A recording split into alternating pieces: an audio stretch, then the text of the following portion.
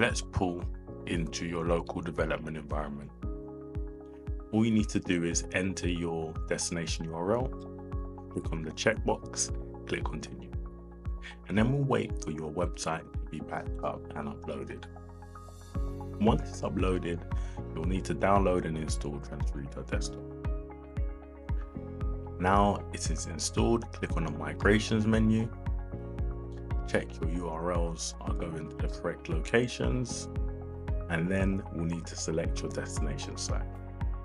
Once your destination site is selected, click on the Start Migration button, and then we'll just have to wait for your installation of your WordPress site into your local environment. Click on the Open Site button, and you'll be able to see that your site has been fully migrated into your local development